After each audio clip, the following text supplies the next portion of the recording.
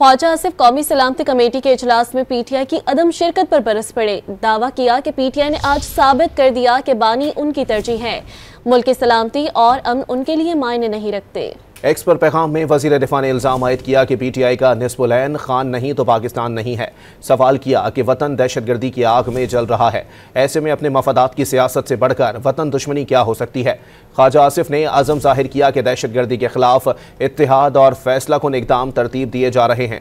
दुश्मन के खिलाफ कौम को एक पेज पर लाने की बात हो रही है। इस जंग में पाकिस्तान की फतह होगी। सवाल किया पीटीआई इस जंग में किसके साथ खड़ी है। एक्स पर पैगाम में वज़ीर दिफा ने इल्ज़ाम आयद किया कि पीटीआई का निस्बुलैन खान नहीं तो पाकिस्तान नहीं है। सवाल किया कि वतन दहशतगर्दी की आग में जल रहा है, ऐसे में अपने मफादात की सियासत से बढ़कर वतन दुश्मनी क्या हो सकती है। ख्वाजा आसिफ ने अज़म जाहिर किया कि दहशतगर्दी के खिलाफ इत्तेहाद और फैसला कुन इक़दाम तरतीब दिए जा रहे हैं। दुश्मन के खिलाफ कौम को एक पेज पर लाने की बात हो रही है। इस जंग में पाकिस्तान की फतह होगी। सवाल किया पीटीआई इस जंग में किसके साथ खड़ी है।